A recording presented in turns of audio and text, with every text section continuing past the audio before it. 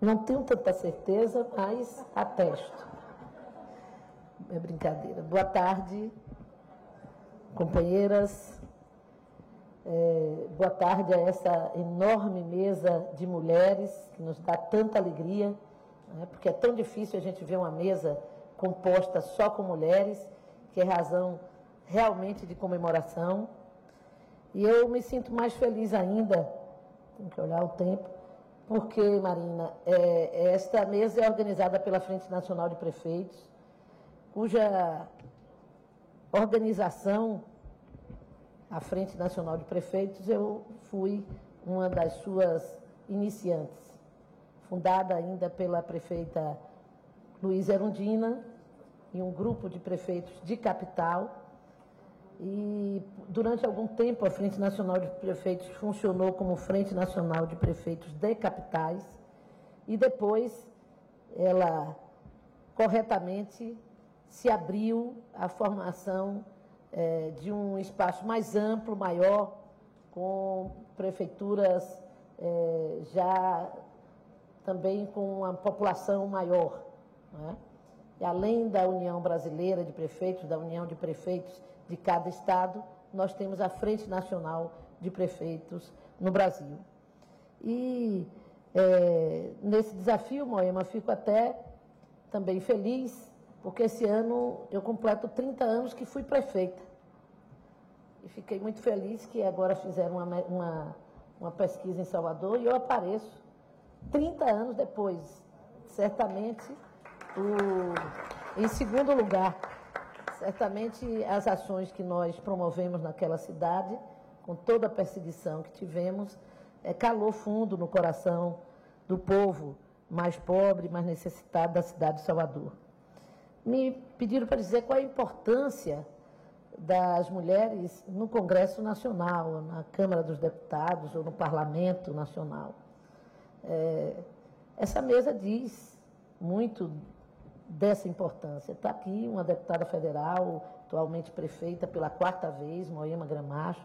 Está aqui a ministra Marina Silva, deputada federal, mais uma vez, antes de ministra, com voto do povo, né? Ex-senadora. Estão aqui representantes também, Sônia Guajajara, que também é deputada federal, sendo uma das 3 indígenas mulheres do Congresso Nacional. Nós tivemos na legislatura passada, em 2018, apenas uma mulher, a companheira Joênia, que desempenhou uma função tão extraordinária naquele período da pandemia, na luta em defesa das populações indígenas durante a pandemia. E toda a legislação que nós temos nesse período da Constituinte para cá demonstra a necessidade, a importância da presença da mulher no parlamento. Digo da Constituinte para cá porque foi na Constituinte de 88, na Constituição de 88, que pela primeira vez nós nos constituímos como grupo coletivo. Até porque antes disso nosso coletivo era muito pequeno, elegia no máximo 5 deputadas e olhe lá.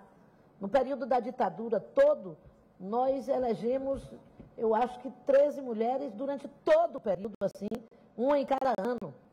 Então, desde a conquista do voto feminino em 1932, cravado na Constituição de 34, a nossa presença nunca alcançou mais de uma mão, né? Uma dúzia, jamais. Então, na Constituinte, nós alcançamos 26 mulheres eleitas, fruto de um processo de luta contra aquele regime autoritário, de organização das mulheres no mundo inteiro, já a partir de 1995, com os movimentos feministas no mundo inteiro e a grande Conferência da ONU em defesa dos direitos da mulher, em 95. E, especialmente, nós estivemos com uma campanha especial para dizer que Constituinte para valer tinha que ter palavra de mulher. E aí se constituiu a chamada Bancada do Batom, que se organizou de maneira suprapartidária e se organizou especialmente com uma plataforma de luta para ganhar naquela naquele momento, no Congresso Nacional Constituinte. Plataforma essa que nós conseguimos mais de 80% de vitória. E apesar de quando entrarmos, e eu digo quando entrarmos, me incluindo, porque também fui constituinte, naquele espaço do Congresso Nacional, a imprensa nos tratar apenas pela superfície de quem se vestia dessa forma, quem se vestia daquela, a mais velha, a mais nova, a mulher de quem era a mulher de deputado, quem não era, enfim, apesar dessa visão superficial de nos colocar como enfeites na mesa, a participação da mulher na Constituinte foi intensa e nós tivemos, aquelas parlamentares tiveram uma presença destacada em relação aos homens. Nós fomos as mais assíduas deputadas da Constituinte em todos os debates. Então, isto foi uma marca de presença da mulher e eu não tenho dúvida de que a presença da mulher na política no Brasil é antes e depois da Constituição, porque a conquista dos direitos também se dá antes e depois da Constituição, como um grande marco da Constituição de 88. E, nesse contexto, como é que nós entramos na política? Outro dia alguém me contestava isso. Porque tem muita gente que entra na política, a mulher entra na política do jeito que ela pode. É porque é filha de um ex-prefeito, de um ex-deputado, de um ex-vereador, é porque é mulher de um ex-prefeito, de um deputado, do vereador, ou porque não é mulher de ninguém, mas que conquista o seu espaço. Mas ela conquista o seu espaço na hora que ela se coloca e se consolida por sua ação parlamentar ou por sua ação à frente do Executivo Municipal. Que esse ainda mais distante de nós. Esse ainda mais distante de nós. Nós somos 52% da população brasileira e estamos numa parcela muito pequena, governando uma parcela muito pequena da população. E quando eu me refiro às mulheres no geral, não me refiro às mulheres negras e às mulheres indígenas, que essa num percentual ainda menor. Na eleição passada, nós crescemos 50% da nossa presença no Parlamento brasileiro, fomos 71 mulheres e apenas uma era indígena. Nesta legislação agora, nós crescemos um pouco, continuamos crescendo e chegamos a 91, né? E pela primeira vez temos uma bancada de 3 mulheres indígenas e 2 mulheres trans. É a novidade da luta das mulheres. Qual é o problema? O problema é que esse processo de crescimento nosso é homeopático.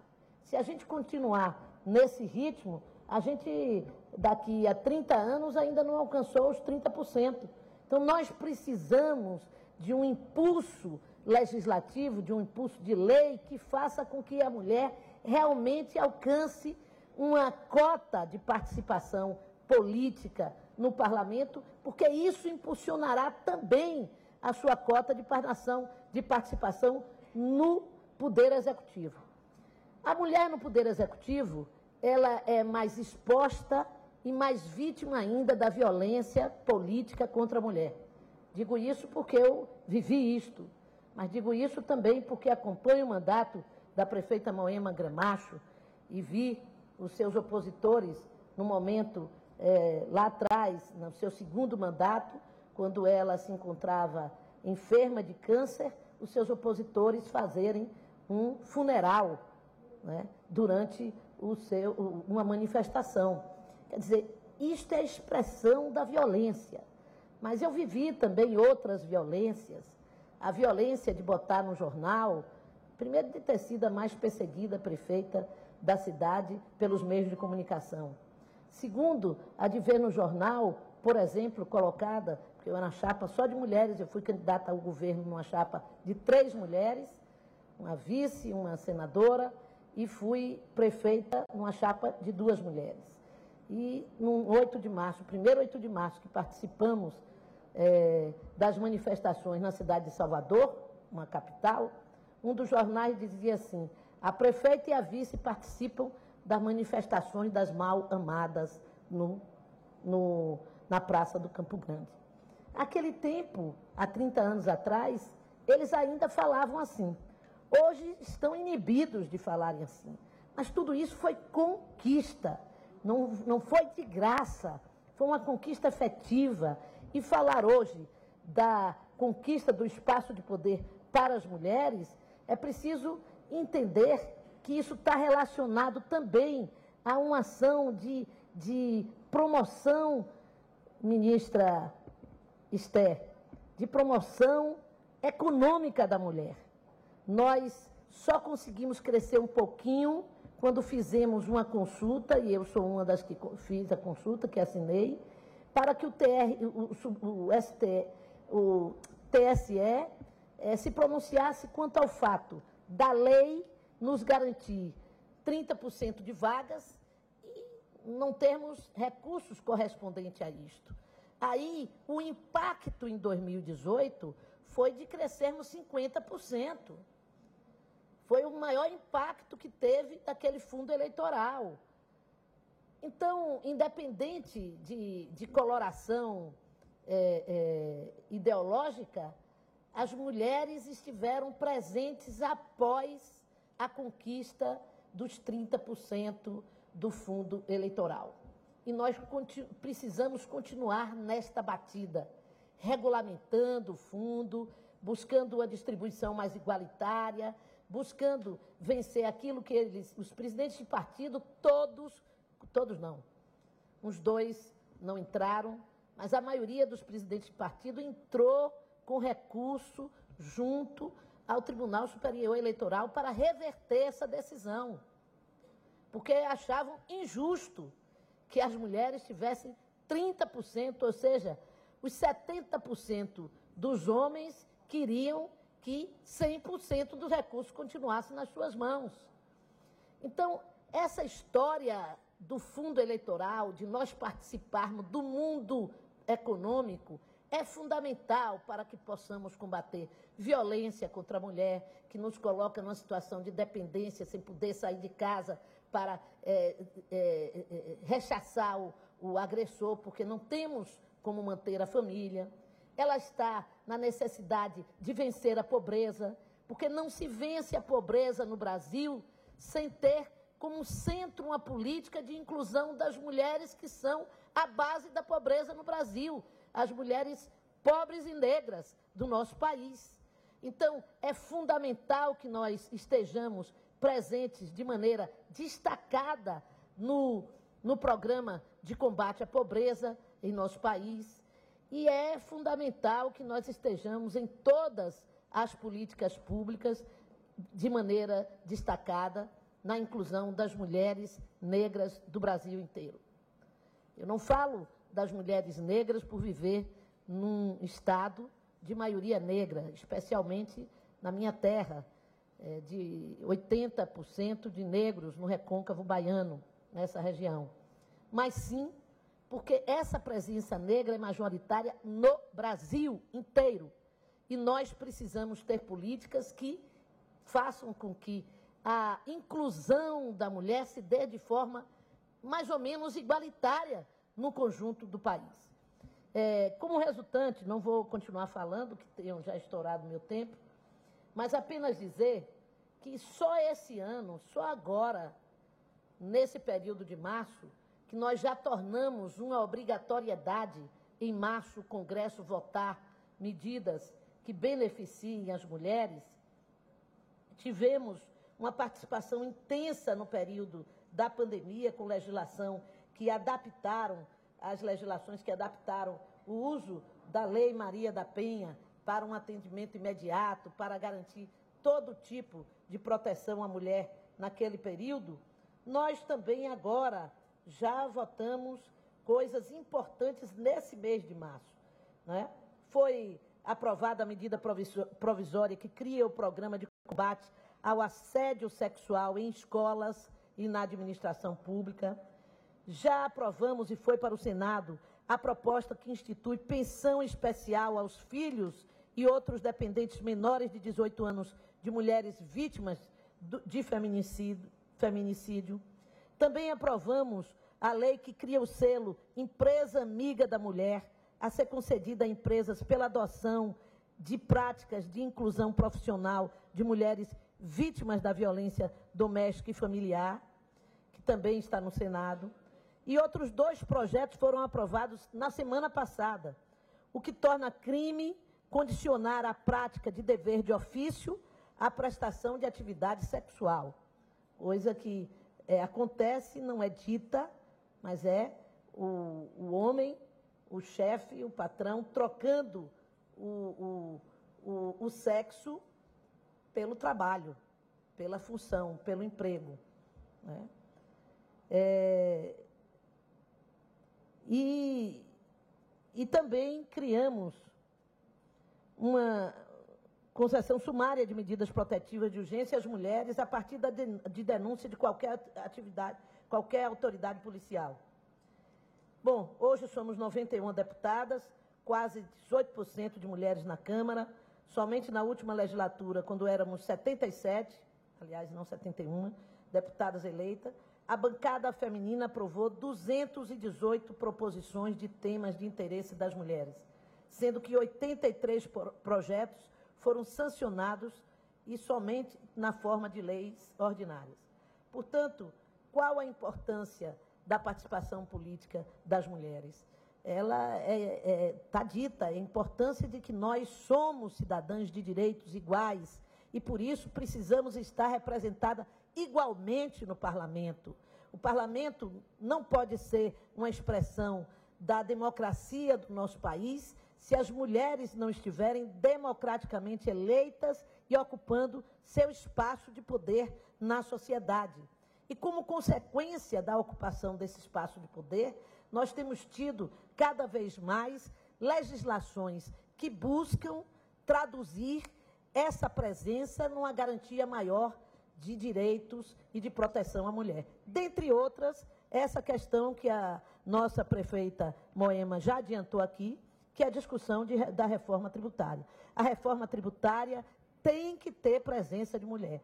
Nós temos que estar presentes para garantir uma legislação tributária que beneficie a mulher, que não continue como hoje nós temos diversas situações em que a mulher sempre paga, e dessa vez paga do ponto de vista efetivo, paga o preço de não ter a possibilidade da igualdade em nosso país. Então, aí entra algumas coisas, como, por exemplo, pensão, né, e coisas e tais. Então, tchau, gente, muito obrigada. Perdoe eu ter passado do tempo, eu preciso ir correndo agora, me inscrever na Comissão de Justiça, porque vai ter uma bateria de perguntas lá. A oposição está convocando todos os nossos ministros e nós estaremos lá, junto com os nossos ministros, com muita confiança e a certeza de que estamos com a justiça. Obrigada. Muito obrigada, deputada Lídice da Mata, deputada federal.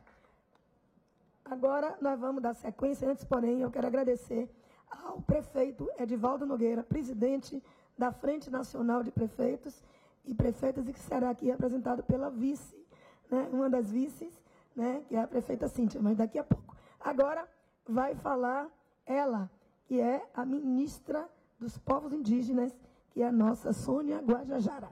Por favor, Sônia, com a fala. Eu queria pedir a todas as ministras e a todas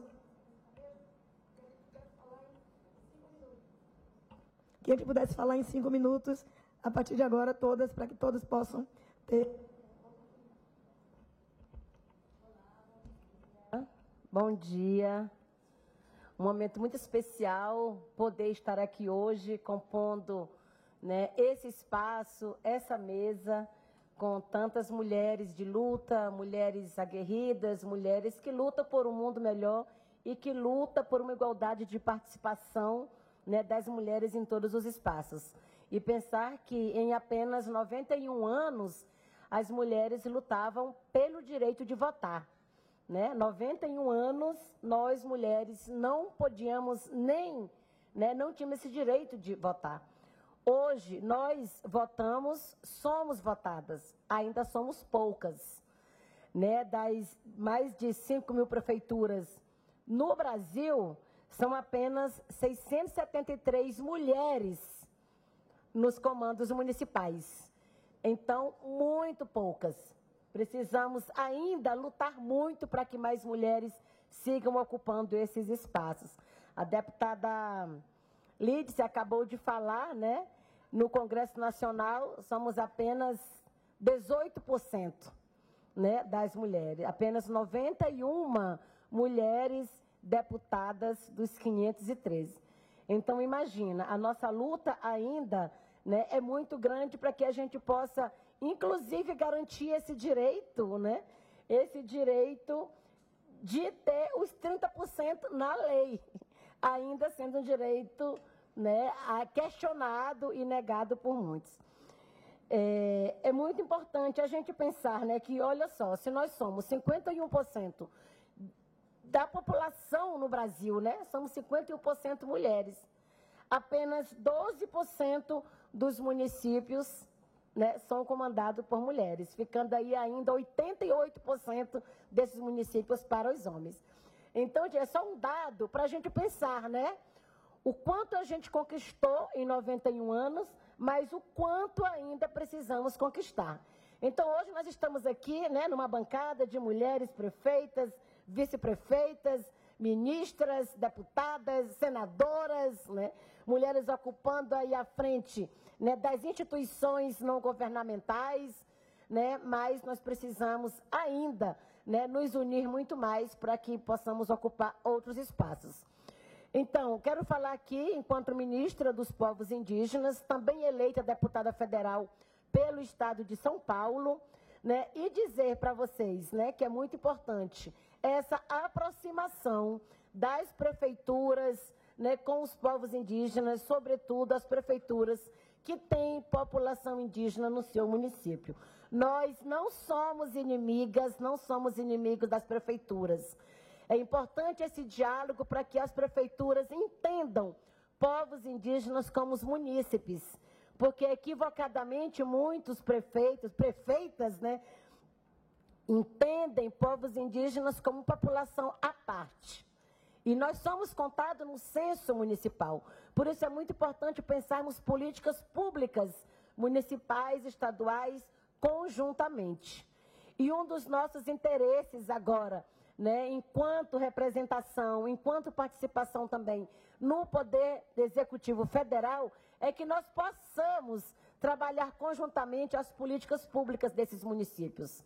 Eu quero muito que as pessoas que estejam no entorno das terras indígenas estejam bem, tenham apoio para suas produções agrícolas, tenham apoio, né, para que possam exercer o seu modo de vida e seu modo de produção próprio, desde que nenhum direito fira o direito do outro. Então, é muito importante essa aproximação, é muito importante a gente se conhecer. Eu sei que a nossa presença indígena, a nossa presença mulher, né, ainda causa, muitas das vezes, impacto em determinados lugares. Imagina a presença de uma mulher indígena. Muitas das vezes, né, nós falamos, né, de um racismo que está impregnado na sociedade, falamos de um machismo. O racismo, muitas das vezes, é entendido para a população negra. E poucos imaginam que esse racismo é muito praticado também contra povos indígenas, imaginam com as mulheres indígenas. O machismo, que é muito ainda forte no Brasil, né, também está presente nos territórios indígenas duplamente. Tanto pela herança colonial, quanto pela questão cultural, que muitas das vezes, né, é entendido que as mulheres indígenas não podem participar de determinados espaços de liderança ou espaços de poder. Mas nós estamos aqui hoje para dizer que é possível, para a gente dizer que nós temos muitas barreiras a superar e que podem contar com a gente, que nós estamos juntas, para garantir cada vez mais políticas públicas para as mulheres, cada uma, né, com o seu direito, também as suas especificidades. Muito obrigada. Muito obrigada, ministra e deputada federal. Muito obrigada. Eu queria pedir mais uma vez que daqui para as próximas, porque a gente está querendo ver se, depois que acabar a mesa, a gente faz um intervalo para o almoço, mas passar a palavra para todo o plenário, né? E, ao mesmo tempo, ainda ter algumas ministras e deputadas presentes para poder fazer a interação, tá? Então, eu queria passar agora imediatamente, que ela vai precisar sair já, informou, para a ministra da Saúde, Nízia, por favor, ministra. Boa tarde, é uma grande satisfação estar aqui vendo essas prefeitas, vice-prefeitas, deputadas, senadoras, minhas colegas ministras.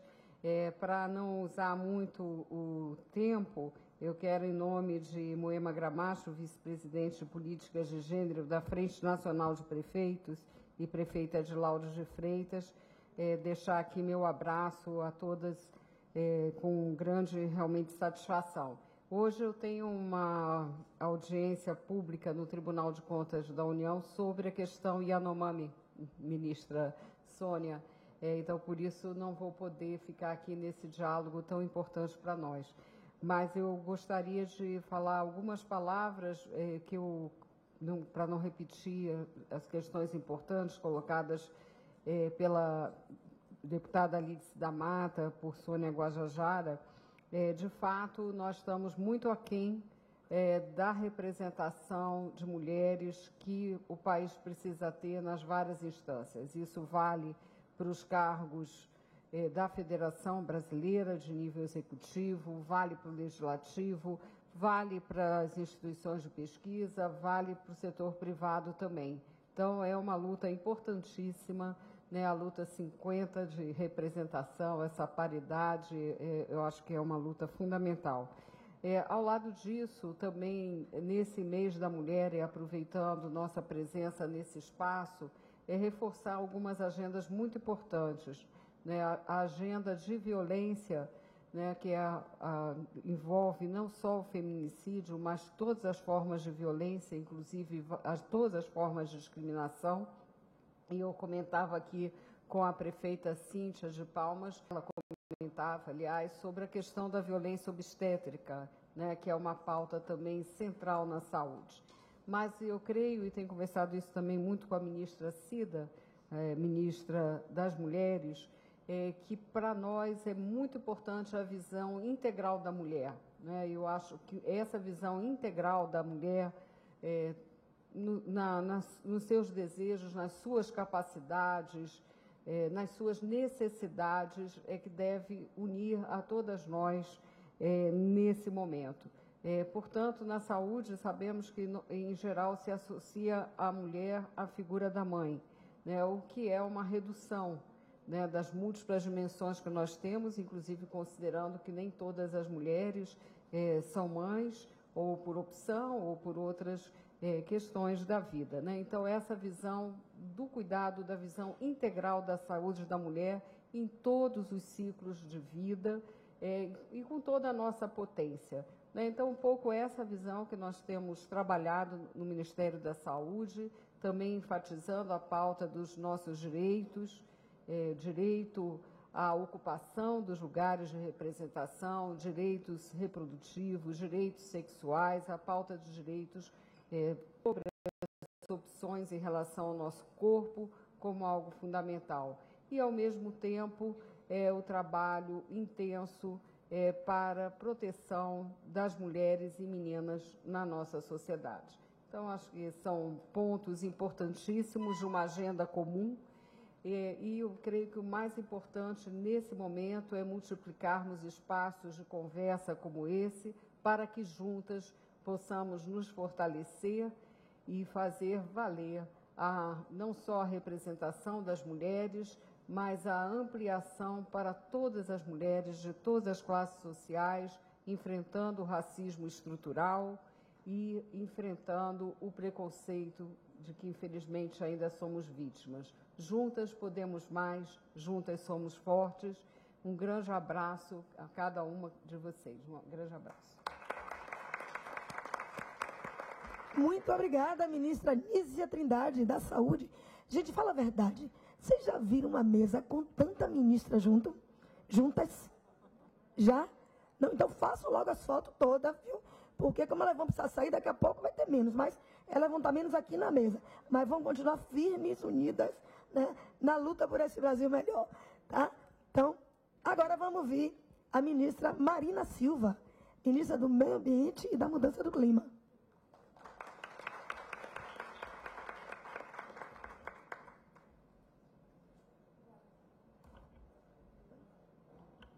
Boa tarde a todas.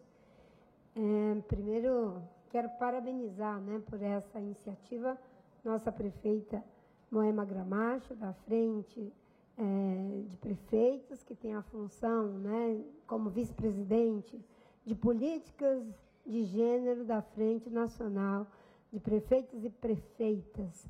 E na pessoa de quem eu cumprimento aqui todas as colegas de mesa para que a gente possa ganhar tempo. Muito feliz de estar aqui com minhas colegas ministras, outras que não, porventura não puderam vir por causa das agendas, mas todas muito imbuídas do propósito de que possamos trabalhar para fazer a diferença, não é, nos ministérios em que somos incumbida de fazer esse equilíbrio de gênero. Enquanto eu estava lá na abertura do evento, viu, querida Margarete, Aniele, enfim, colegas, olhando o plenário de cima, muitos homens, são muitos homens, pouquíssimas mulheres. Eu até fiz uma foto assim para dar um destaque. E aí, quando você vê a estatística, você vê que nós temos, né, como eleitos, né, apesar das mulheres representarem 51,8% da população e mais de 52% do eleitorado brasileiro, as mulheres serem essa minoria. Foram eleitas 651 prefeitas, representando apenas 12,1%, e temos 97% de prefeitos, que são 4.750 prefeitos. Ou seja, nós somos a maior parte do eleitorado, a maior parte da população e estamos completamente minorizadas. E quando a gente vai para a situação de vereadoras, né, nós temos um universo, né, de apenas 16% de vereadoras, 9.196 para 48.265 vereadores. Eles são algo em torno de 84% e nós apenas 16%. Isso já diz tudo. Agora, tem uma coisa que a gente precisa trabalhar muito, né, que foi colocado aqui por todas as colegas, né, é o fato de que as mulheres, elas são aquelas que têm as melhores condições de contribuir com esse tempo difícil que a gente está vivendo, de múltiplas crises econômica, social, ambiental, política e de valores. Porque as mulheres, elas têm uma capacidade de fazer as coisas de forma mais gregária. Nós temos uma tecnologia social que tem a capacidade de fazer as coisas de forma gregária. E por que isso? Porque as mulheres, elas têm mais facilidade de compartilhar a autoria daquilo que fazem. A lógica machista, patriarcal, é o líder, a alfa, todos os louros, todas as medalhas, tudo converge para eles. Não é? Na lógica do feminino, na lógica do pensamento e da forma das mulheres, a gente busca mais o formato do poder diluído. E isso é muito potente, compartilhar a autoria, compartilhar a realização e o reconhecimento. Eu me lembro que quando eu era ministra pela primeira vez, né, tem até no livro que foi feito da minha biografia, um dos meus colaboradores, que é o Kelman, né, ele dá uma entrevista dizendo o seguinte: o problema com a Marina era que tinha que ter reunião para tudo. E era conselho para tudo, e conversa para tudo. Isso é a nossa grande qualidade, porque a inteligência de poucos não substitui a inteligência de muitos, não substitui a inteligência de todos. E as mulheres trabalham muito nessa frequência, e é disso que o mundo vai precisar daqui para frente. As mulheres, elas sofrem gravíssimos problemas que já foram colocados aqui pelas colegas, mas tem um que nós trabalhamos com ele, que é o racismo ambiental. Quais são as mulheres mais prejudicadas lá em São Sebastião? Quais são as pessoas mais prejudicadas agora no Acre, no Amazonas, em vários lugares? as pessoas mais prejudicadas são as mulheres. Entre as mulheres pretas, as mulheres indígenas. Portanto, nós temos que abarcar novos conceitos para poder fazer o enfrentamento de várias agendas. E é muito bom quando a gente vê pessoas, não é, como a Aniele, como Soninha Guajajara, ajudando a quebrar paradigmas. Mas, Margarete, querida, você que é aqui a nossa dupla porta-voz também, né? Porque canta, fala e faz, não é? Nós não temos esses dons todos. Né? Nós temos que, ao quebrar esses paradigmas, e muito na linha de que não queremos mais ser pioneira. Olha o sofrimento que a Litz teve que passar. Né? Eu era, na época, ainda jovem, e eu me lembro do fogo cruzado em cima dessa mulher corajosa que foi uma pioneira, talvez, com certeza, a mais perseguida de todas nós. Nós não queremos mais ser pioneiros, nós queremos ser corriqueiros. Corriqueira dentro da empresa, corriqueira no governo, corriqueira em todo canto. É corriqueiro ter mulher nos espaços. E é por isso que o presidente Lula, ao decidir ter 11 mulheres, é a maior quantidade de mulheres dentro de um governo. É para que a gente possa avançar cada vez mais com políticas públicas, mas também em outras frentes. A sustentabilidade não é apenas econômica, não é apenas ambiental, não é apenas social, ela é cultural, civilizatória. Nós temos que ter um modelo civilizatório em que as mulheres, os pretos, os indígenas, a população LGBTQIA+, todas as pessoas possam ter igualdade de oportunidade para desenvolver suas potencialidades. Muito bom. Obrigada, ministra Marina Silva. Eu queria dizer o quanto é importante, né, essa interação entre as prefeitas e as ministras. E aí lembrar, né? A gente é mais da metade da população e mãe da outra metade. E somos tão minoritários. E esposa ainda, isso tem mais ainda. Eu ainda não tinha visto isso também, ó. Obrigada, ministra Nise. Então, olha só, nós somos mais da metade, mãe da outra metade e esposa de uma grande parte também, tá? Mas essa força nossa não está representada nos espaços de poder, seja no legislativo, no executivo, no judiciário, nas direções de empresas e em tantos outros lugares. Então, aproveitar... Espera um pouquinho. Desculpa. Não, eu tenho que levantar.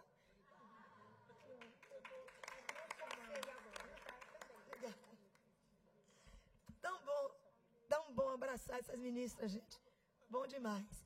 Então, nós precisamos fazer essa reflexão coletivamente e ver o quanto nós ainda temos que ocupar esses espaços, todos os espaços de poder. Portanto, agora já chegou também entre nós a nossa Luciana Santos, minha ex-colega, sempre amiga, já foi prefeita também, tá? E agora ministra de Ciência, Tecnologia e Inovação. Luciana Santos, muito bem-vinda.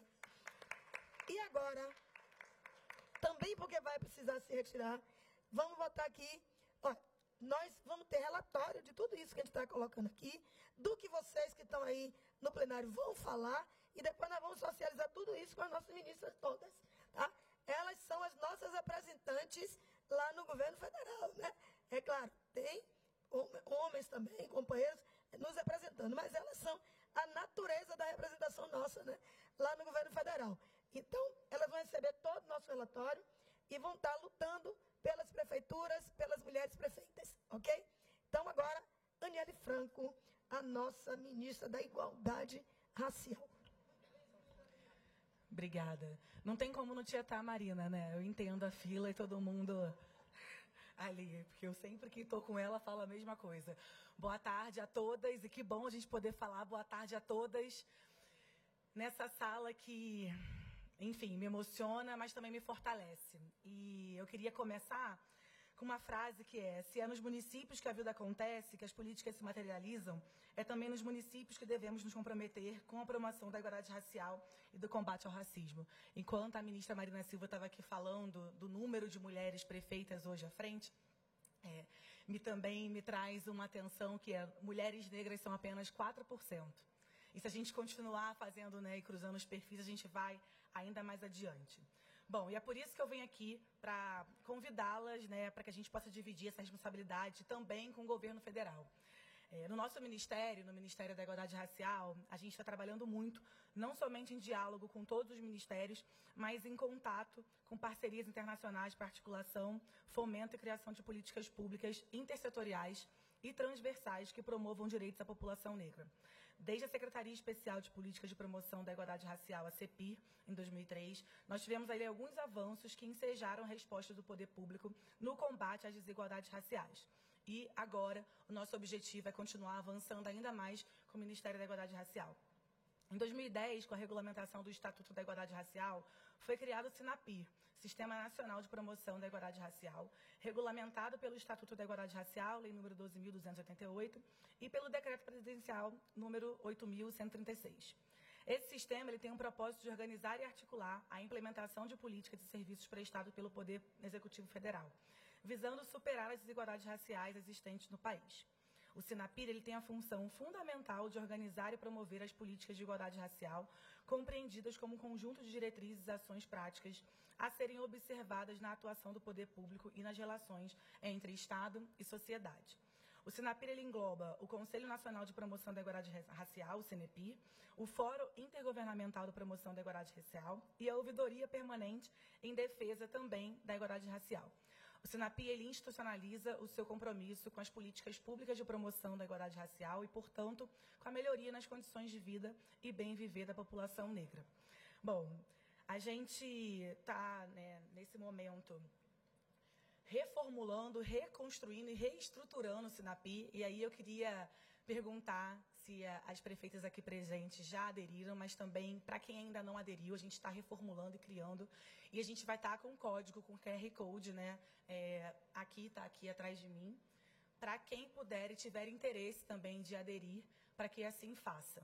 Eu queria iniciar lendo, né, e trazendo essas pautas que são importantíssimas, e quando eu iniciei a fala, eu me emocionei um pouco ao ver essa sala, essa atividade, Moema, porque cada vez que eu adentro um lugar como esse, que aí eu dividindo aqui com essas minhas amigas, parceiras, ministras, eu fico pensando quantas de nós não tivemos a oportunidade de avançar, assim como foi minha irmã. Então, toda vez que eu entro num lugar onde tem deputada federal, governadoras, prefeitas, eu sempre penso no tema da violência política, porque não basta a gente eleger prefeitas maravilhosas como vocês que estão aqui e colocarmos ministras também potentes, que muitas delas sentam aqui comigo ao meu lado. A gente precisa cuidar. E quando a gente fala do cuidar, a gente tem que cuidar também uma das outras. Eu tenho aprendido muito nesses últimos 80 dias de governo.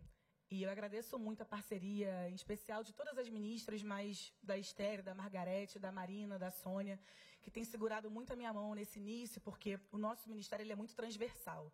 E ser transversal significa a gente trazer responsabilidade, inclusive, para a questão racial. E não só isso, para a paridade de gênero também. Então, é uma honra, Noema, estar aqui, é uma honra construir com vocês, é uma honra que a gente possa cada vez mais se fortalecer, mas, acima de tudo, que a gente possa se cuidar, que cada vez mais nós tenhamos mais mulheres prefeitas, vice-prefeitas, governadoras, ministras, e por que não pensarmos, né, mais uma vez, em uma presidenta ou uma vice-presidenta do nosso país. Mas, para isso, a gente precisa se fortalecer. E se fortalecer significa cuidarmos umas das outras. No último dia 21, eu tive a prova concreta do que é cuidar uma da outra, e que bom que eu estou caminhando ao lado da Esther, e a gente tem se cuidado muito. Porque aprovar o decreto de 30% de pessoas negras no serviço público, dentro dos ministérios, e ouvirmos coisas do tipo, vamos ter que demitir? Não, a gente não quer demitir ninguém. A gente quer fazer com que a gente saia de 1,3% de mulheres negras e de pessoas negras e que a gente tenha as oportunidades merecidas. Isso é reparação histórica. E foi como nós falamos para o presidente Lula. Eu falei para ele, Esther estava comigo, que era, não tem gasto orçamentário. A gente tem, sim, uma reparação histórica e o ganho político, ele é inenarrável. Então, estar numa mesa hoje, estar numa sala composta por mulheres que muitas das vezes vocês têm que o tempo inteiro provar que profissionalmente vocês são capazes, assim como nós estamos sendo o tempo inteiro obrigadas a provarem, eu não tinha sido indicada a ministra ainda quando eu fiz um texto na minha coluna do UOL, que foi o último texto, em defesa de Margarete Menezes, para dizer, deixem a mulher trabalhar. E eu nem imaginava que eu estaria na mesma situação uma semana depois. Porque para as mulheres como um todo é muito difícil. Se entra mulheres indígenas e mulheres negras, mulheres LGBTQIAP+, é pior ainda. Então, que a gente possa, de fato, se unir. Eu coloco, mais uma vez, o Ministério da Igualdade Racial à disposição e tenho certeza que minhas amigas aqui presentes, colegas de trabalho, vão também se colocar. Que a gente possa cada vez mais reconstruir esse país, mas de uma maneira feminina, de uma maneira potente. Pensar assim, por que não, em 50-50, que era um sonho de minha irmã, e a gente vai levar adiante. Muito obrigada e desculpa ter que sair correndo. Marielle Franco! Marielle Franco! É isso aí. Muito obrigada pela sua fala, muito importante para todas nós. Tá? É esse cuidar uma das outras. Quando uma sobe, puxa a outra, de verdade. Bom, gente, é muita emoção aqui, viu? Eu queria, dando sequência, eu queria pedir às ministras só um intervalozinho de fala delas, para poder passar para uma prefeita, tá? Então, eu quero passar para a prefeita, que ela está aqui representando a Frente Nacional de Prefeitos, né? Representando o prefeito, presidente Edivaldo Nogueira, e ela é uma das vice-presidentes, membro da executiva da Frente Nacional de Prefeitos. E a prefeita Cíntia Ribeiro, de Palmas do Tocantins. Com você, Cíntia. Que emoção. Linda.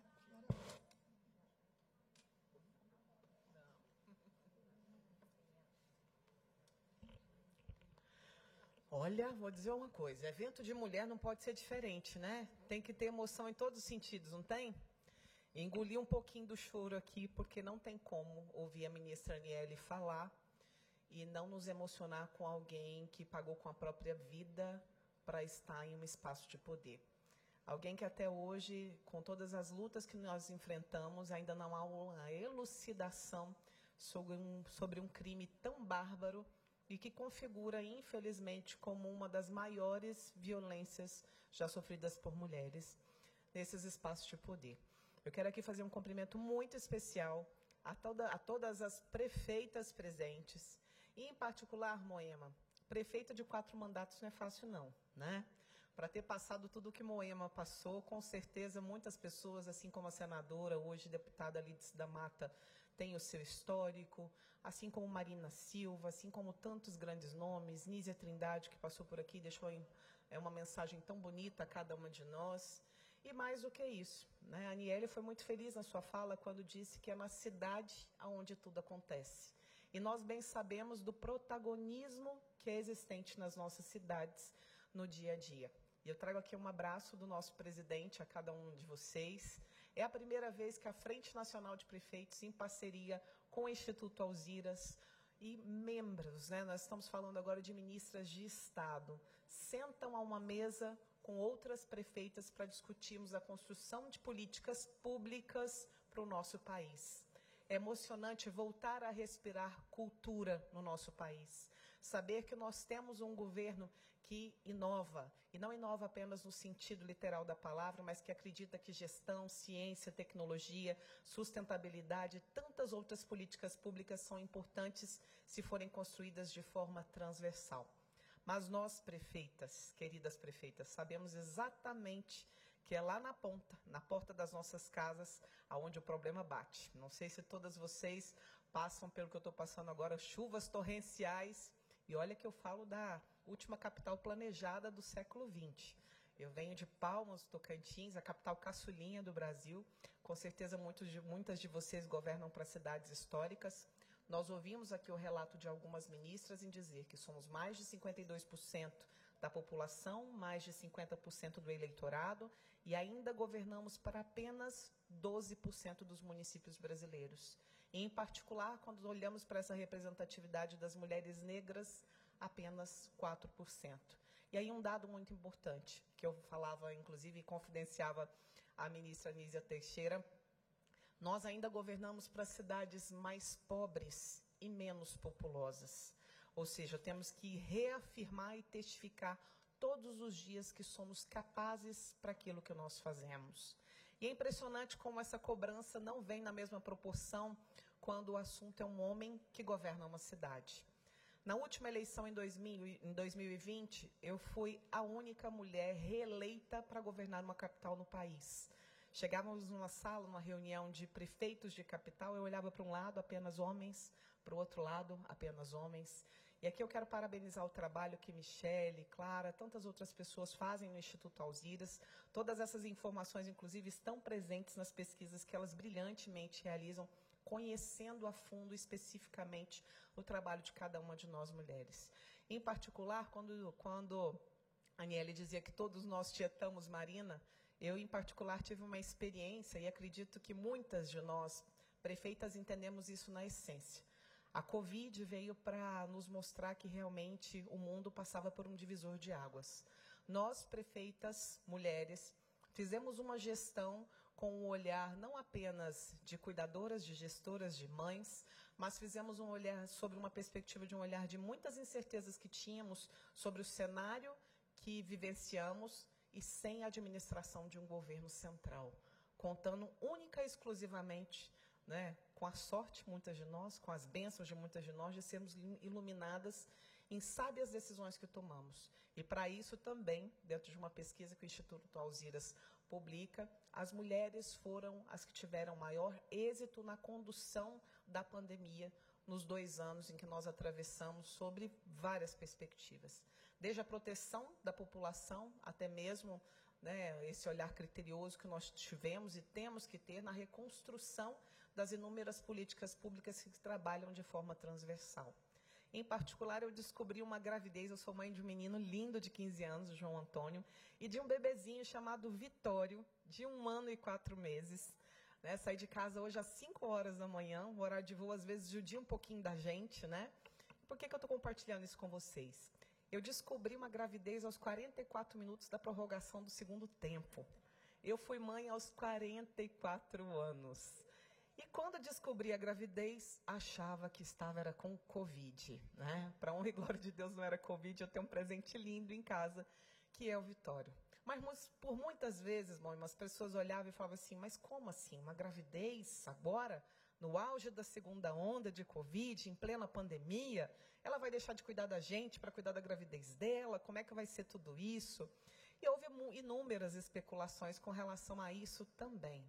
Mas, em particular, eu quero trazer no dia de hoje, como cidadã, como mãe, como gestora, como prefeita, como cidadã, algo que, infelizmente, eu tive que sentir na pele. Um tipo de violência política que a gente sequer imaginava que existisse. E, às vezes, praticada por mulheres.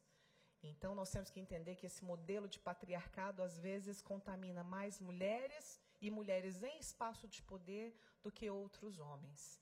Infelizmente, eu descobri, pouquinho tempo antes do João Antônio nascer, que não havia uma lei que me amparasse para tirar licença maternidade enquanto prefeita.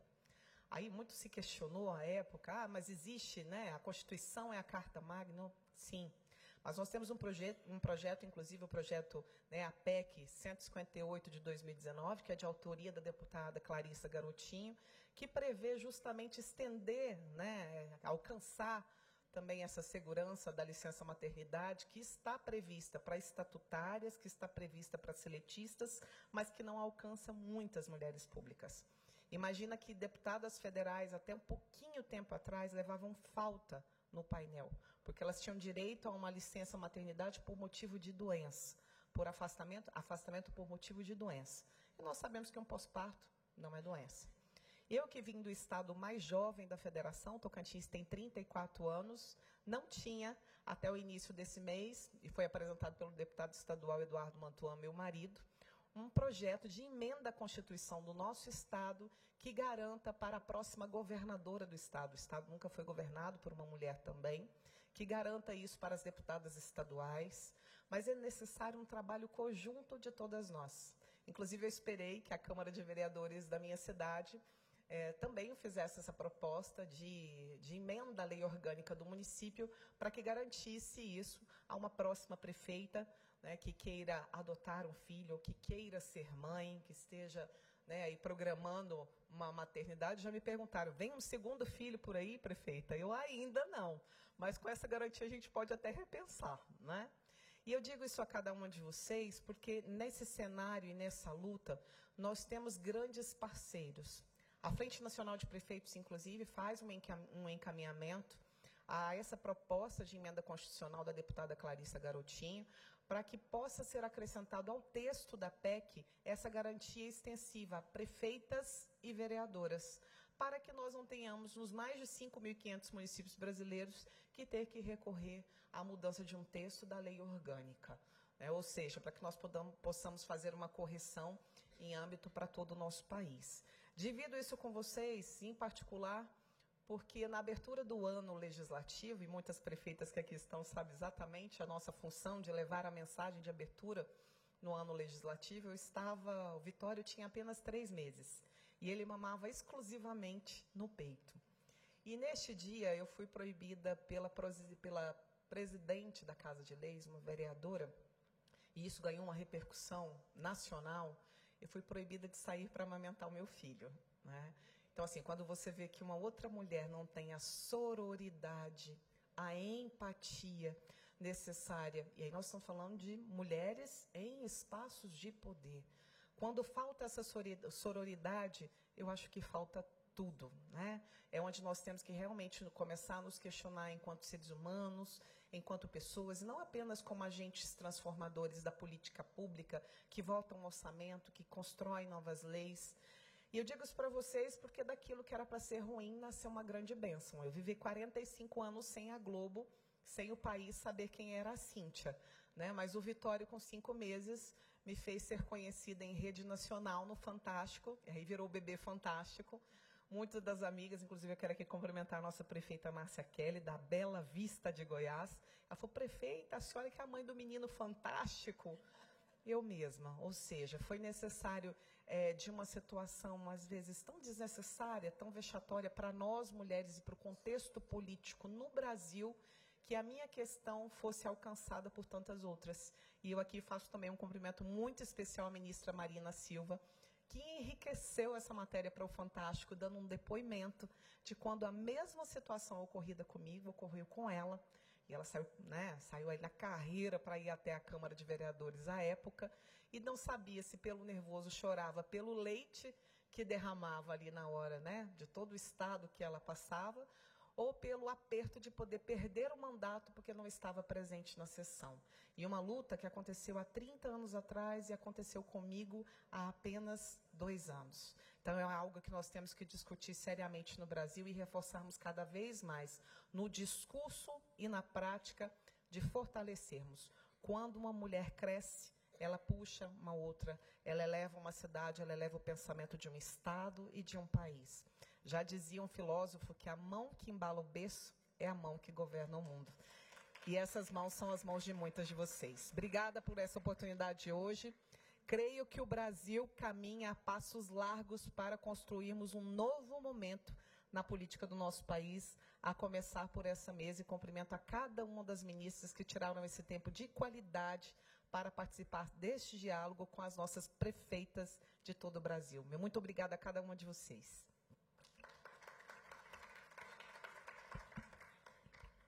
Muito obrigada, prefeita Cíntia. É um prazer enorme compartilhar consigo da Frente Nacional de Prefeitos. Muito obrigada. Eu queria dizer que só faltava chegar uma ministra, e ela já chegou, que é a ministra das Mulheres, Cida Gonçalves. Muito bem-vinda, ministra. Vou pedir só um pouquinho para passar a palavra para a que está precisando sair e depois retorno para a senhora, tá bom? Mas queria também dizer que já está também entre nós 2 prefeitas que estavam faltando. A prefeita, a professora Elcione, de Igaraçu, Pernambuco, que está aqui conosco na mesa, compondo a mesa, e a prefeita Márcia Conrado, de Serra Talhada, também de Pernambuco, que representa aqui a Associação Brasileira dos Municípios. Muito obrigada também.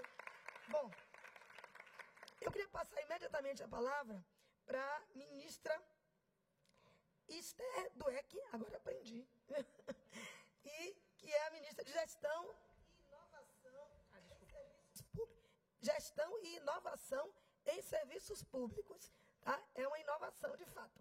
Tá? Pois não, ministra.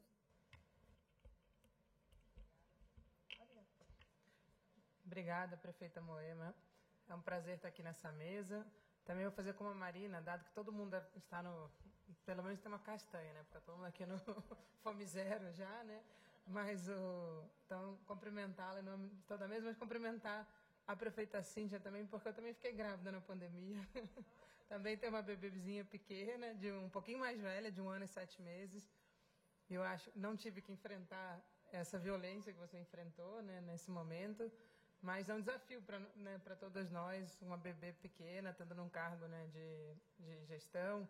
E eu acho que todas as mães, né, na verdade a gente estava, cadê as outras minhas assessoras estão ali, a gente estava, hoje à tarde a gente vai ter o lançamento, na verdade é um lançamento, um relançamento, talvez, do Observatório de Pessoal, um debate na ENAP, justamente sobre a alta liderança e olhar um pouco esse recorte de gênero, de raça, etnia, né, e um debate com algumas, o pessoal do Instituto Alziras, que está aqui, e outras instituições, e a gente estava com uma discussão sobre o recorte de filhos, né?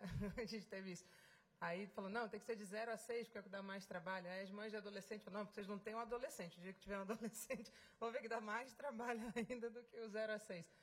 Mas eu acho que é isso, cada mulher, nós não somos só mães, como já foi dito aqui, né, e cada uma tem os seus desafios, eu acho que isso é super importante, e acho que essa sororidade é importante, né, a gente tem cada uma um desafio específico, e acho que o principal de todos é ter que lutar para estar num espaço de poder, né, eu acho que isso talvez seja, e de precisar se apoiar, acho que a fala da Daniele foi muito importante, de fato, né, Margarete, a gente está aqui, Cida, Luciana, a gente brinca que a gente provavelmente quase nenhuma de nós se conhecia antes, pessoalmente, mas a gente hoje em dia já se sente quase como super amigas diante da necessidade de se apoiar nesse momento, como a Aniele falou.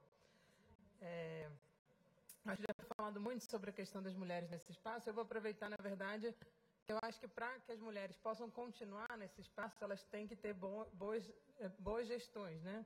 Todas vocês, prefeitas, precisam de conseguir fazer mandatos com muita relevância, porque isso também é uma coisa do machismo estrutural brasileiro, que se uma mulher falha, é como se todas as mulheres tivessem falhado. Quando um homem falha, não, é uma falha dele, específica. De uma mulher, não. Ela fala por todas as mulheres. Então, acho que esse é mais um sentido desse apoio, porque a gente não precisa tornar, né, uma coisa... Aconteceu, mas vão ter melhores mandatos, outras piores. Tem N circunstâncias que vão acontecer durante o mandato, que vão ser melhor ou pior. Mas então eu queria falar aqui de todas as parcerias que a gente tem no Ministério, que podem apoiar as prefeituras. E assim como eu disse às ministras, né, que nosso Ministério é um ministério muito central dentro da administração pública federal, mas também faz muita coisa para todas, em todas as esferas, né, para todos os entes da federação. E eu falei para as ministras que as ministras teriam prioridade no Ministério, né, ministra Margarete? E a mesma coisa vale para as prefeitas, terão prioridade numa relação com as prefeituras, porque eu acho que isso faz parte desse apoio entre nós mulheres, né? Então, desde o início, durante a transição, né, quando eu soube que eu seria ministra, também um pouco surpresa, como a Aniele comentou, a gente estava fechando a estrutura dos ministérios e, no caso específico do Ministério da Gestão, a gente criou uma assessoria de cooperação federativa, né? Eu acho que foi falado aqui a questão da pandemia, durante a pandemia, na verdade, não houve cooperação, na verdade, às vezes houve concorrência federativa, muitas vezes, né? E nossa visão é que é o contrário. A cooperação federativa é essencial pelo motivo de qual as prefeitas e os prefeitos são quem está lá na ponta atendendo a população. Então, se a gente não tiver como governo federal um apoio a todos os entes da federação, a gente, na verdade, está deixando de dar apoio à população brasileira. E acho que esse foi o espírito com o qual a gente criou uma assessoria de cooperação federativa no Ministério, que é um canal importante de diálogo, e já temos várias iniciativas de parceria já nesses primeiros 87 dias de governo, né? Acho que a primeira, que alguma das prefeitas estava aqui, a prefeita Márcia estava nesse dia do lançamento, do Mãos à Obra, né, que talvez todos já tenham ouvido falar, e a gente acha que é uma iniciativa muito importante, que é justamente olhar as obras paradas, que muitas vezes você tem lá uma escola parada, né, teve um foco muito grande na educação, em creches principalmente, hoje foi falado na marcha, né, na abertura da marcha, essa questão da obrigatoriedade de creches, e às vezes tem uma obra de creche parada, né? E é importante saber que a gente fez um mapeamento do que estava no nosso sistema, no Transfere.gov, que é um sistema importante de parceria de transferências da União para os entes da federação, mas que caso vocês observem que no município de vocês tem uma obra que não está lá, existe um espaço para trazer novas obras que não estão lá. As que estão lá, o que a gente está pedindo é uma cooperação de informações que estão faltando, porque vai ter, em breve, uma análise de todas essas informações para começar a dar as prioridades para aquelas que precisam acelerar já esse ano, né? Então, era importantíssimo que todas vocês olhem isso, vejam se tem lá. Caso não esteja, comuniquem o que está faltando, que tem uma obra importante que possa ser essa parceria. Acho que isso é uma das coisas principais que eu queria levantar. A gente tem na área de governo digital, a Secretaria de Governo Digital no Ministério, e tem a rede GovBR, né? E hoje em dia, mesmo nas prefeituras de capital, só 16 fazem parte dessa rede, e é um espaço para que todas as plataformas digitais dos municípios possam estar ali na mesma plataforma combinada com serviços do governo federal, serviços do Estado, né? Agora todos os estados já estão na rede, né? Os últimos 2 estados que não estavam, Maranhão e São Paulo, assinaram esse ano, então agora tem todos os estados na rede GovBR, e essa é uma rede que a gente quer uma cobertura para além das capitais, para todos. A gente está querendo fazer um trabalho com todos os municípios acima de 300 mil habitantes, sabendo que a maior parte das prefeitas está em municípios de menos de 50 mil habitantes, né? Então, isso provavelmente não necessariamente vai atender a todos, mas caso alguma prefeitura menor tenha interesse, também está aberta a rede. Então, eu acho que é uma participação importantíssima. E a gente tem a ENAP, né, que vocês conhecem, a ENAP é uma das entidades vinculadas ao Ministério. Tem vários cursos de formação para lideranças, né? A gente tem muita atividade com os prefeitos de formação, mas tem também agora, a gente está nessa discussão sobre a nova lei de licitações, como vocês sabem. A ENAP está fazendo trilhas de capacitação para certificar servidores, né, que sejam capazes de utilizar a nova lei. E no âmbito da nova lei, a gente tem o Compras.gov, né, que também é um sistema feito para compras, que está totalmente disponível, todo mundo pode usar, né, que vai para além do painel de licitações, onde dá transparência, mas tem um Compras.gov, que é um sistema para fazer compras. Então, a gente está querendo fazer esse apoio enorme de capacitação, de prover um sistema que possa ser feito. Também estamos fazendo parceria com a AGU para ter minutas de editais prontas que facilitem o trabalho. Então, a gente tem uma questão muito importante de capacitação e de prover serviços que possam ser utilizados por todos os entes da federação. E eu acho que, para terminar, a gente, como a ministra Aniele comentou, a gente tem feito um esforço importante de revisar, de fazer atos normativos, né? E a gente sabe que os nossos atos normativos, se não se aplicam diretamente a prefeituras, eles podem servir de exemplos, né? Então, a gente teve esse mais recente, que foi o decreto de cotas, mas eu acho que um outro que foi muito importante, que foi o decreto também no âmbito da lei de licitações, que é uma reserva de vagas para mulheres com vítimas de violência. 8% nas empresas contratadas, elas têm que ter no mínimo 8%, uma reserva de vagas para mulheres vítimas de violência, que eu acho que é uma maneira importante. Ministra Cida, eu estava aqui na minha fala quando você ainda não tinha chegado, mas isso foi uma parceria com a ministra Cida, então acho que ela vai reforçar esse ponto, mas foi no âmbito da regulamentação da nova lei de licitações, em parceria com o Ministério das Mulheres, e essa transversalidade que é super importante, Nosso Ministério é transversal por definição, e apoio, e a gente tem essas parcerias importantes com o Ministério da Igualdade Racial, com o Ministério das Mulheres, povos indígenas, com a ministra Sônia, para a gente fazer medidas que, de fato, vão mudar essa realidade. Porque a gente sabe que, para as mulheres vítimas de violência, uma das coisas essenciais elas terem autonomia financeira, que é o que vai permitir que elas possam, de fato, poder sair, de fato, daquela condição onde elas se sintam muito presas a uma pessoa que, muitas vezes, sustentam ela financeiramente e fazem todo tipo de abuso, de assédio. A gente também está criando, acho que aí vou deixar para a Cida falar, que tem várias coisas interessantes, a Cida do GT, que a gente vai lançar, e acho que talvez a mais importante, um projeto de lei encaminhado pelo presidente, que eu vou deixar para a Cida comentar. Mas eu acho que é isso. O que eu queria trazer aqui é essa mensagem de parceria, de cooperação federativa. A gente está totalmente de portas abertas para debate com os prefeitos, A nossa rede de Transfere.gov, a gente vai utilizar mais, porque ela tem 39 associações de prefeituras, cobrindo todas as prefeituras do Brasil. Então, é um canal de comunicação importante, né, para que a gente possa fazer várias parcerias com as prefeituras e fortalecendo que a prioridade serão as prefeitas. Nada contra os prefeitos homens, né, mas eles já têm muitas vantagens por serem homens, né, já.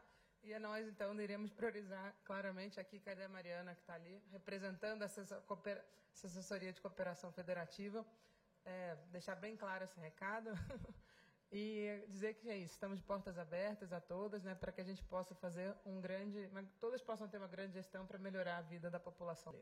Obrigada. Obrigada, ministra. Nós queremos aqui, mais uma vez, agradecer e dizer, nós estamos vivendo na área da tecnologia e da inovação. Então, ter uma ministra de gestão e inovação é tudo que a gente precisa nesse momento. Muito obrigada, ministra. Tá? Agora eu já aprendi do EC. Então, eu queria só também dizer o seguinte, a gente acabou, como as ministras foram saindo uma a uma, a gente não entregou uma lembrancinha que trouxe para elas. Então, eu vou entregar as 4 últimas que estão aqui e depois será encaminhado para o gabinete de cada uma. Tá? Então, por favor, ministra, a senhora não precisa sair agora, mas eu vou entregar, né, a sua.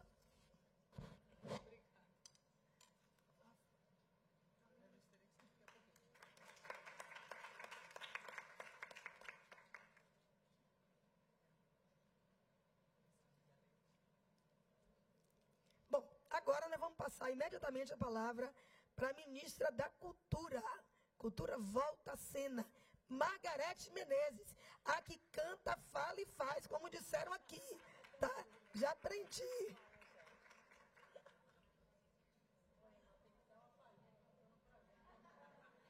Isso. É brincadeira isso, cara? Mas é com a sua voz. Ai. Gente, boa tarde a todas. Para mim, assim, é um prazer também estar aqui participando desse momento. A oportunidade de estar falando para as prefeitas do Brasil. Quero agradecer o convite, saudar aqui a nossa querida prefeita Moema Gramacho, a pessoa que eu conheço há muito tempo, admiro, porque também sendo soteropolitana e baiana, acompanho, né, de alguma maneira, a luta dessas mulheres na política, né, a prefeita Lídice da Mata foi assim, eu me lembro bastante disso, a gente, sabe, eu ainda nova e ela já lá, assim, prefeita, fazendo coisas, enfrentando uma muralha, né, e então, quero saudá-las. Também saudar as minhas colegas ministras, né? E todas as prefeitas e pessoas, homens também aqui presentes.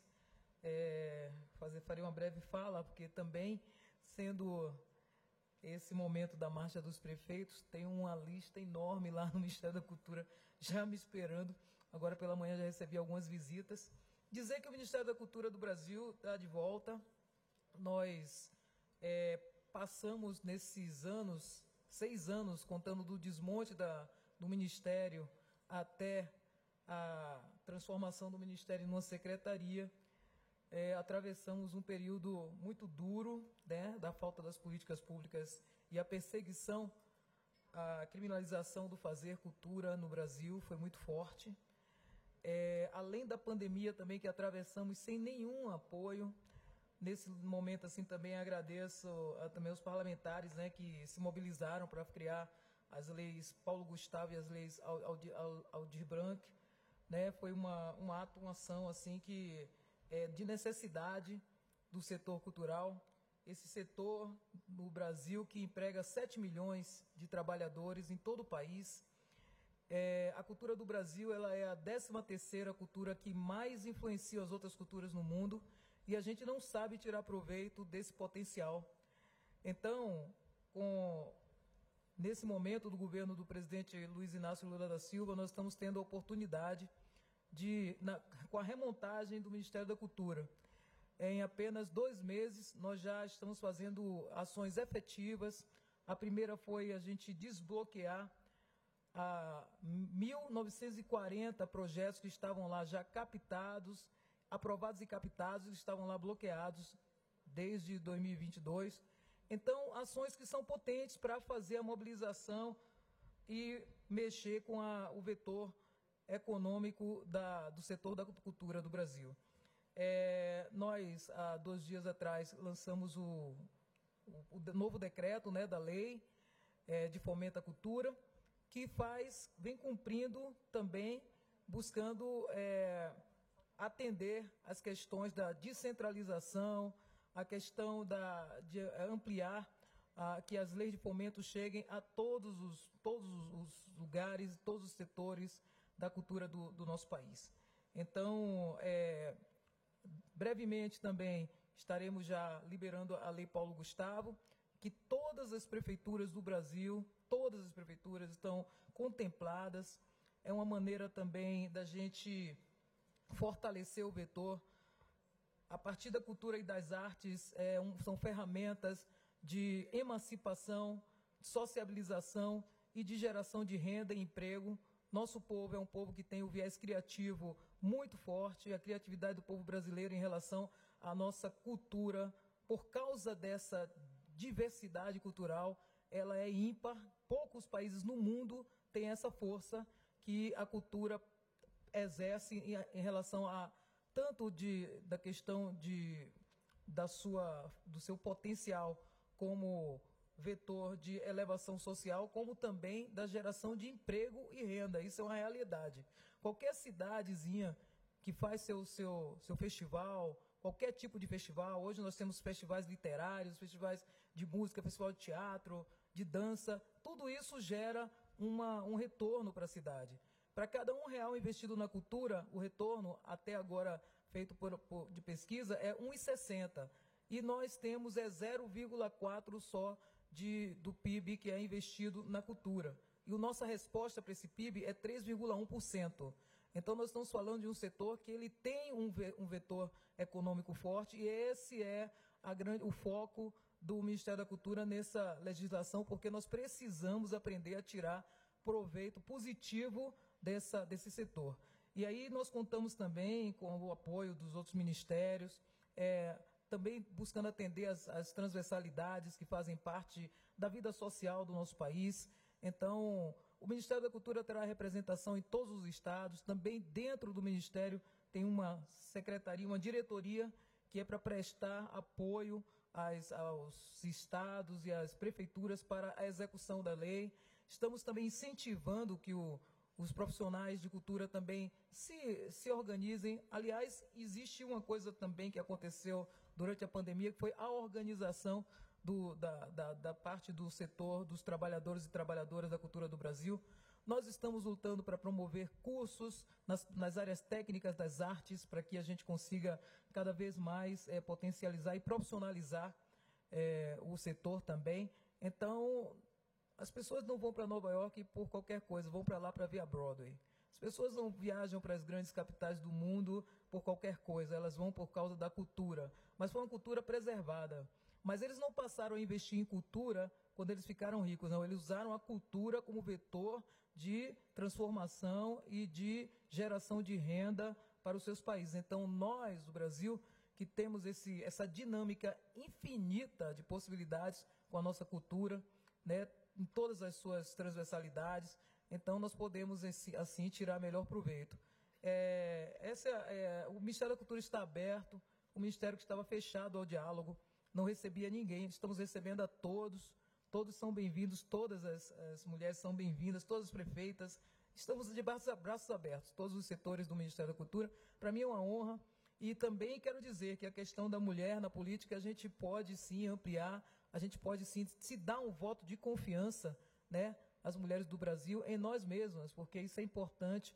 Nós somos uma força de representatividade gigante, e a gente tem também que aproveitar e tirar melhor proveito dessa força para transformar e trazer políticas mais dirigidas para nós, né?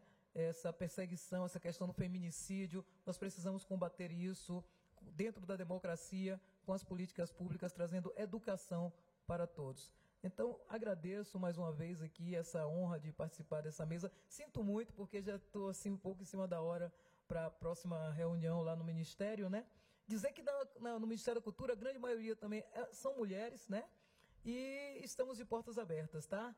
Um beijo para todos. Para mim uma grande honra estar aqui realmente nessa mesa. Espero que essa marcha dos prefeitos tenha bastante êxito, né? E estamos num momento de democracia, de diálogo, aceitando críticas e querendo atender a todo o Brasil. Então, muito obrigada. A honra é nossa, ministra, e para mim, em especial, uma honra muito grande tê-la como ministra e você que, além da defesa da cultura, tem também um trabalho social importante. Parabéns, Marga. Grande abraço. Gente, ó, só faltam 2 ministras. De 11 ministras que tem no governo federal, 8 estiveram aqui presentes. Só faltam 2 para falar. Vamos segurar só um pouquinho para a gente ouvir as 2, aí a gente suspende para o almoço, tá bom? Tá? Então, nós vamos ouvir agora a ministra Luciana Santos, tá? Tive a honra de ser colega dela também, como federal. E quero dizer aqui, Luciana, parabéns que você está também trabalhando numa área que é de suma importância para todos nós. Ciência, tecnologia e inovação. A fala. Primeiro, eu sei que já está no horário da fome, mas eu não poderia deixar de cumprimentar aqui esse dispositivo de honra tão representativo, não só no conteúdo, né, mas de uma mesa bela, né, por fora e por dentro. Então, Moema Gramacho foi deputada federal comigo, né, prefeita de Lauro de Freitas e também agora é vice-presidente de política de gênero da Frente Nacional de Prefeitos, uma frente que eu também tive a honra de participar na época que eu fui prefeita. Minha querida Esther Dueck, que é a nossa ministra de Gestão, Inovação e Serviços Públicos, a Nízia Trindade, a nossa ministra da Saúde, essas são todas pioneiras, as primeiras da história. A Margarete Menezes, como ministra da Cultura, a nossa Cida Gonçalves, essa daqui que é feita uma rapadura, é doce, mas não é mole. Marina Silva, nossa ministra do Meio Ambiente, essa gigante aí da nossa luta. Aniele Franco, a ministra da Igualdade Racial. A professora Alcione, que é prefeita do meu estado, prefeita de Igaraçu, de Pernambuco, com quem eu tive também a honra de partilhar alguns momentos. A Sônia Guajajara, que é a primeira ministra do primeiro Ministério dos Povos Indígenas. A Cíntia Ribeiro, prefeita de Palmas, de Tocantins. É uma das poucas, talvez a única, né? Prefeita de capital. São 2? Campo Grande. Graças a Deus e a nossa luta, né? E a nossa luta. Márcia Conrado, amiga combativa, prefeita de Serra Talhada, também do meu estado. A Michele Ferretti, que é co-diretora do Instituto Alziras. A Aline Martins, assessora da Frente Nacional dos Prefeitos. E vi que também aqui tem uma deputada estadual do Rio Grande do Norte, a Divaneide Basílio. Em nome delas, eu saúdo todas as prefeitas aqui presentes. Eu me sinto assim praticamente em casa, porque já fui 2 vezes prefeita da minha cidade. Acho que foi o momento que mais eu aprendi na minha vida. É um aprendizado, seja porque eu considero que ganhei maturidade política e pessoal nesse desafio, não é? E também, portanto, conheço de perto os desafios da agenda municipalista e de gestão do executivo, até porque depois disso já fui secretária de Estado de Ciência e Tecnologia e recentemente eu fui vice-governadora até dezembro do ano passado. Então, eu sei que os desafios não são pequenos, as pessoas vivem nas cidades e a gente tem que, no dia a dia, resolver problemas de toda natureza, né? Eu brincava na época que eu dizia que a gente tinha que resolver problemas de parto de raposa a atracamento de navio, né? Então, a gente tem que resolver assuntos da saúde, da empregabilidade, da mobilidade, da habitação, do saneamento, né? São muitas ações, porque a Constituição de 88 nos deu muitas obrigações aos municípios, Cida, mas, em compensação, não deu dinheiro. Então, esse é que é o drama da gente. A gente tem que viver pedindo ao governador, pedindo ao presidente, aos ministros, passando o pires na mão. É uma verdadeira saga ser prefeito e prefeita, e por isso, parabéns pela coragem, porque as mulheres precisam também ter muita coragem para poder encarar esse desafio. Então, eu quero falar um pouco aqui do Ministério, muito rapidamente. Como vocês sabem, a exemplo de várias políticas públicas, nós encontramos terra arrasada. Né? Houve isso, além do discurso negacionista, que a gente está pagando muito caro por esse negacionismo, porque nós tivemos alguém na presidência da República que até um dia desse dizia que nem vacina tinha tomado. As consequências disso é que voltou sarampo, poliomielite, né, doenças para crianças, e existe uma verdadeira guerra para agora o DataSUS, né, e a luta da ministra Nízia para retomar os elevados índices que o Brasil sustentou por gerações, e que isso é uma conquista ideológica até, né, de grande capacidade de vacinação que o nosso sistema SUS tem. Então, o negacionismo tem como sua mazela um assunto como esse. E agora a gente retoma. E outro sinal objetivo, né, são vários sinais do quanto é pesado essa herança negacionista, foi a redução drástica no orçamento da ciência, tecnologia e inovação. Simplesmente nós reduzimos de 11,7 bi para 2,7 bi. A redução é drástica, mas o presidente Lula está recuperando integralmente, por decisão política, né, numa construção política, junto inclusive ao parlamento, o Fundo Nacional de Desenvolvimento de Ciência e Tecnologia, que vai ser integralmente recuperado com 9,6 bilhões, né, fora os recursos ainda discricionários do próprio Ministério. Então a gente está nisso, tentando recuperar a capacidade científica. O ex-presidente tentou não só negar, como desqualificar a base científica brasileira, tratou as universidades como espaço de balbúrdia, quando é lá que tem mais de 90% da produção científica brasileira. Ao contrário do que ele diz, nós admiramos, respeitamos a base científica do nosso país, que não deve a nenhum lugar do mundo. Hoje, a nossa capacidade de produção científica é reconhecida pela quantidade de papers, que são processos, produtos, pesquisas que são reconhecidas com indicadores internacionais.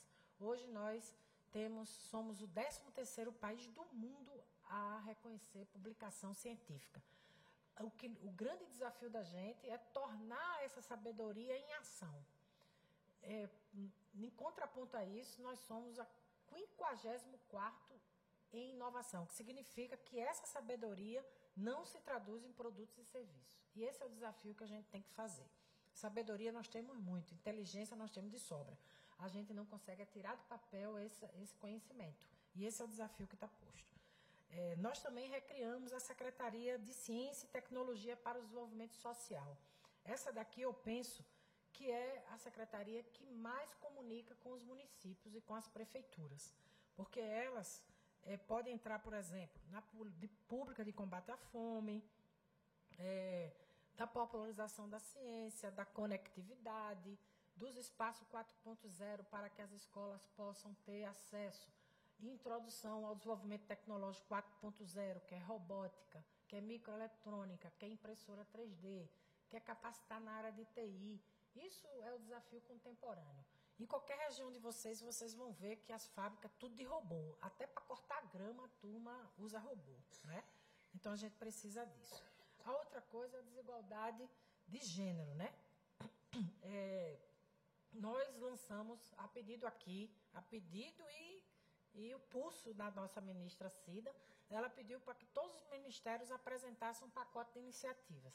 Então, nós apresentamos um pacote de 100 milhões de reais para estimular as meninas na carreira científica. O nosso lema é pesquise como uma mulher.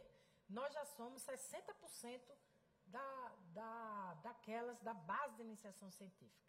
A gente não consegue ir ao fim da carreira. 35% é onde a gente reduz, porque há dificuldade de permanecer na carreira, pelas barreiras que nós bem conhecemos, das dificuldades do machismo cultural que existe na sociedade, que muitas vezes nos impede de continuar a carreira. Então, nós fizemos um edital para tornar feminino áreas que são muito, muito masculinizadas ainda na área do conhecimento. Eu própria sou engenheira eletricista, No meu tempo, só tinha 6 alunas na área de engenharia. Me formei em engenharia elétrica e muitas delas ficaram no meio do caminho. E nós estamos com 100 milhões colocando as meninas para estudar ciência da computação, engenharia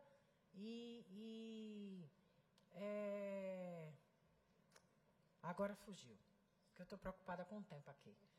Mas são 3 áreas, né? Ciência da computação, engenharia e ciências exatas, né? De uma maneira geral. Então, a gente sabe que muitas das coisas do país só pode ser superado com ciência. Se a gente for para a agenda climática, depende de ciência. Se a gente for para a reindustrialização do Brasil, depende de inovação. E qualquer assunto, a ciência perpassa, inclusive na luta pela igualdade de gênero. Então, eu quero com isso dizer que vocês podem ter certeza que podem contar com essa ministra da Ciência e Tecnologia, né? E que nós vamos estar perto de vocês nesses desafios de levar ações para os municípios. E eu repito, né?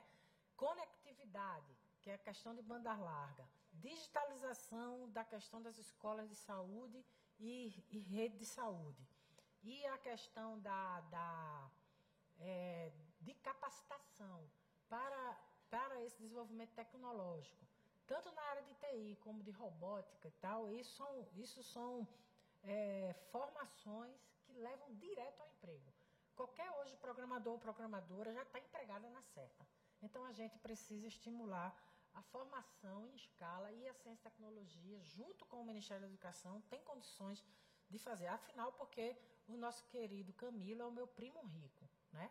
Então, ele tem um FNDE, e eu disse a ele que eu vamos fazer uma coisa. Eu dou um dinheiro e ele bota também dinheiro para chegar às ações. Então, do mesmo jeito que a mulher ascende na política, né, ela se torna um ícone, um exemplo, e passa uma mensagem para toda a geração de que lugar de mulher é onde ela quiser. Então, parabéns, firme na luta. Valeu, ministra. Pode estar certa que nós, prefeitas, vamos bater na sua porta do ministério, vamos aparecer na sua telinha. Muito obrigada, ministra. Gente, a hora está avançada, o pessoal do almoço está querendo ir embora. Então, tá. Eu quero passar imediatamente a fala para a nossa ministra de Política para as Mulheres, a nossa ministra Cida Gonçalves. Mas a gente está segurando lá o almoço, viu? Tá? Mas algumas pessoas vão lá, vão servir, vão trazer para cá, para não deixar de almoçar, tá bom? Mas vamos essa ministra de Política. Bom dia ou boa tarde, né? Eu quero dizer que é um prazer estar aqui e peço desculpas pelo atraso, mas eu comecei o dia em São Paulo, né, fazendo uma ação juntamente com o Instituto Avon e cerca de 120 empresas, presidentes, executivos, e a qual eu também pedi apoio para que a gente possa implementar as políticas para as mulheres nos municípios, né? Então, possivelmente a gente vai estar fazendo uma lista aí para fazer parcerias como a Ambev, né, a TIM. Então, a gente está aí com várias empresas que possam nos ajudar a construir a política para as mulheres. Quero agradecer, não vou usar a formalidade, vou ser bem rápida, porque a fome nos aguarda e as agendas também, né? Eu só queria dizer que no 8 de março, o presidente Lula criou o Ministério das Mulheres, né? Eu acho que a Secretaria de Política para as Mulheres estava também a política de terra arrasada, se é que sobrou alguma coisa. Nós tivemos que reconstruir ao mesmo tempo que está reconstruindo. Nós tivemos que preparar e organizar o 8 de março, né? Conversar com todos os ministros, mas nós tivemos mais de 40 ações dos diversos ministérios sendo entregue no 8 de março para fazer política para as mulheres. Foram 28 ministérios que apresentaram ações, né? E todas que vão ser executadas nos municípios, porque é lá que a política efetivamente se dá. E as políticas, efetivamente, elas se dão em algumas áreas, né? A área do enfrentamento à violência contra as mulheres, a questão da promoção da igualdade de gênero, né, e autonomia econômica. E aí eu quero dizer do projeto de lei que nós encaminhamos, o presidente encaminhou para o Congresso Nacional, que trabalha a questão da igualdade salarial entre homens e mulheres, né, para que nós possamos realmente ter igualdade no país, só que com uma diferença, né? Nós colocamos ali quem fiscaliza, o Ministério Público e o Ministério do Trabalho. E nós definimos multa, porque a empresa que não cumprir vai ser responsabilizada e vai sofrer multa, né? Então, a questão da saúde, nas suas diversas áreas, educação, ciência, tecnologia e cultura, né? Então, assim, são cerca de 958 milhões que a gente vai investir nessas 40 ações. Então, nós vamos solicitar que vocês, por favor, venham para Brasília, nós vamos estar aqui para conversar, negociar efetivamente. E também dizer, já que estou no espaço das prefeitas, e eu espero recebê-las, e também espero ir nos municípios, em todos os municípios, principalmente os que têm prefeitas, que hoje eu fui para São Paulo, começar o dia lá, porque abril eu começo uma marcha por esse país, Moema, para discutir a misoginia contra as mulheres. Não é possível um país do tamanho desse país, com as mulheres que nós temos, parlamentares, ministras, prefeitas, vereadoras, deputadas, sofrer tanta misoginia, ser tanto ódio contra as mulheres, que muitas vezes nos calam, né?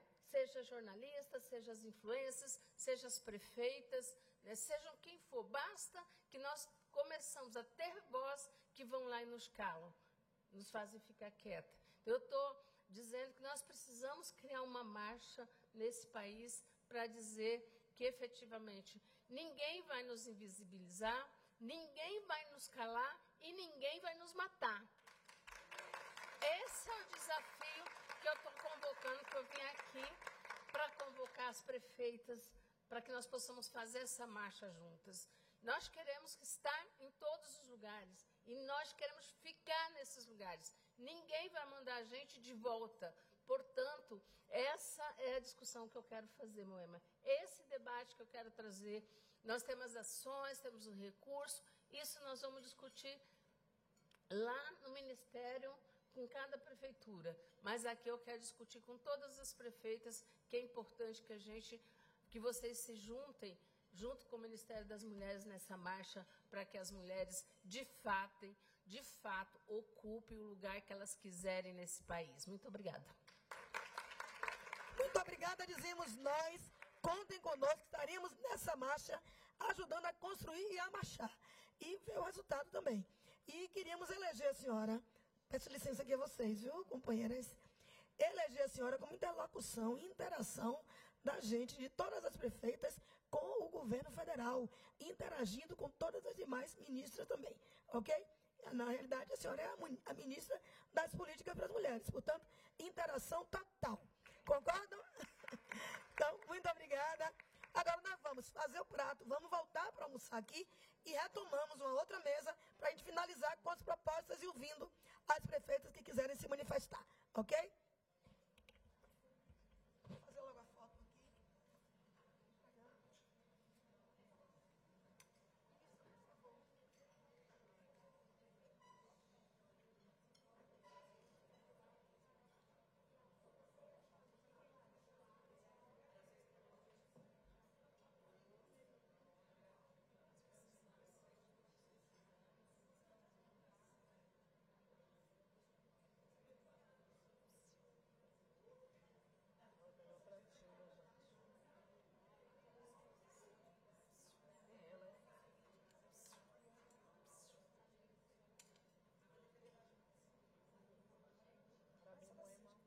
Eu que agradeço a você. Tá, vai comer? Vamos. Nós vamos comer agora. Quero desligar aqui. Tem que ligar de outro. Eles